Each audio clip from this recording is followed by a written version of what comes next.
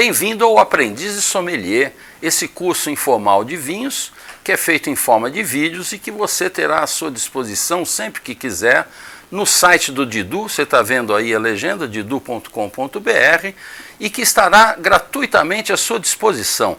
Esta série de vídeos só foi possível ser realizada porque entidades vinícolas e importadoras que estão preocupadas em dar suporte ao seu aprimoramento profissional e à difusão da cultura do vinho apoiaram essa iniciativa. Foram eles: Ibravin Vinhos do Brasil, Importadora Mistral, Vinhos Salton, Santa Carolina e Chandon.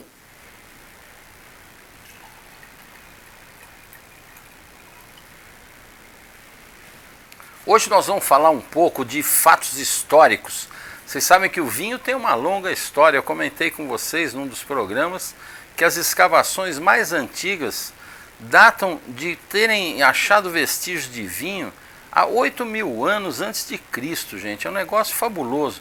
Ele vem acompanhando a história do homem, né?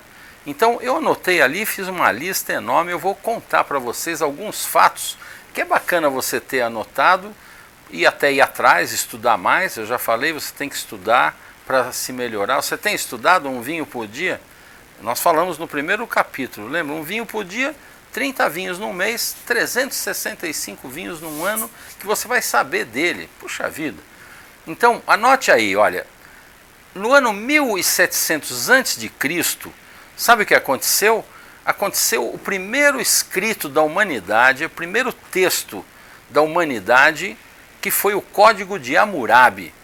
O Código de Hammurabi, aliás, essa pedra foi feita numa pedra preta, está lá no Louvre. Eu tive a oportunidade de visitar, quando eu fui a Paris uma vez, visitei o Louvre e tinha lá o Código de Hammurabi. Fiquei impressionado, uma pedra negra gigantesca, com todas as leis e contando fatos da história da humanidade. E lá tem um fato muito parecido com o de Noé, contando do vinho. O Código de Hammurabi, olha que bacana. Vale a pena você pesquisar isso e estudar um pouco. É assunto para conversar com o cliente, conversar com uma pessoa e melhorar a sua cultura. Muito interessante. Outra coisa, olha, esse fato é bárbaro. Em 1400 a.C., os egípcios descobriram como fazer o vidro. Foi a primeira vez na humanidade. E foram lá, o vidro era uma coisa plana, era uma coisa rudimentar. Só no ano 1000 antes de Cristo, ou seja, 1.300 anos depois, os sírios desenvolveram o método do vidro soprado. Faziam aquelas bolhas. Foram os sírios que desenvolveram isso. Mas daí até chegar numa garrafa, foi só em 1600 depois de Cristo que se chegou a fazer uma garrafa. Veja que sensacional. E era uma garrafa que não servia muito, não tinha nada a ver com as garrafas de hoje que a gente tem, que são mais reforçadas, tem um fundo mais forte.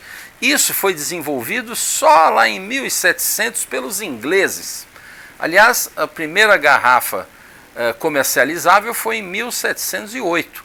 Foram os ingleses que desenvolveram. Então veja que incrível que a época que a gente vive hoje de tecnologia, que você faz uma coisa aqui, a pessoa lá no outro lado do mundo já está sabendo pela internet. O vidro demorou 3.000 anos, de 1.400, mais de 3.000 anos para sair da descoberta do vidro até o desenvolvimento de uma garrafa. Sensacional isso, né? Outra coisa interessante, foi no ano 460 a.C. que Hipócrates, que é considerado o pai da medicina, prescreveu pela primeira vez o vinho como um componente benéfico para a saúde. Ele indicava como antisséptico e como diurético. Olha que interessante, não é bárbaro? Hoje já se sabe que o vinho tem mais de 500 componentes dentro dele, vivos, em transformação, e mais de 2.000 estudos científicos comprovam os benefícios da ingestão diária do vinho de forma moderada, né? Não pode, já falei isso para vocês. É sensacional isso, porque o vinho, como eu falei em outro capítulo, é um alimento, ele faz bem para a nossa saúde se consumido uma taça por refeição. Esse é o grande mote, uma taça por refeição. Olha que bárbaro. Outra coisa é a cortiça.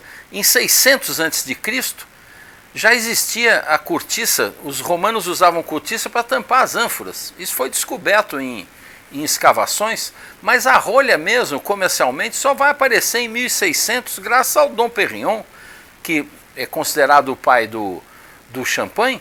Ele que usava essas rolhas que tinha uma forma como amarrar, botar aquele muselê, que é o nome daquela gaiola de metal.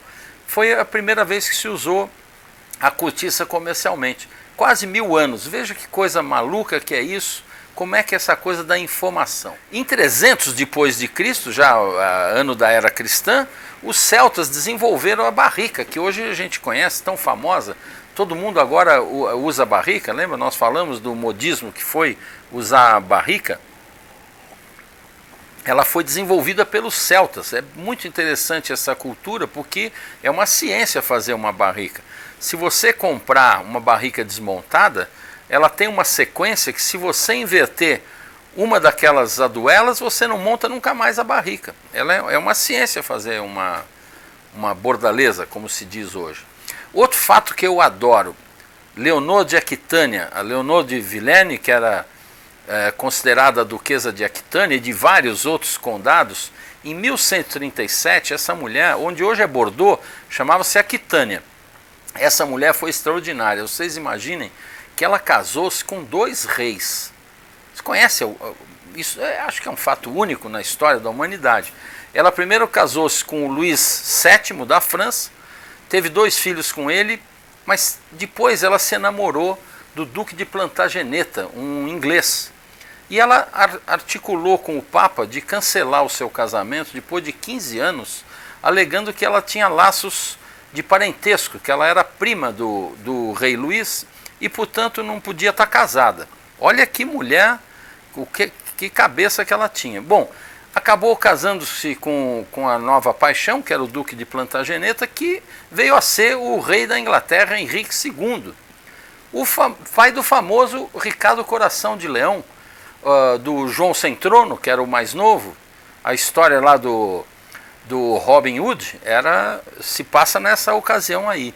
Essa mulher foi tão importante para Bordeaux que, por influência dela, os filhos, quando foram reis, um deles criou o Porto de Bordeaux, que resultou em grande desenvolvimento para a região e para o vinho.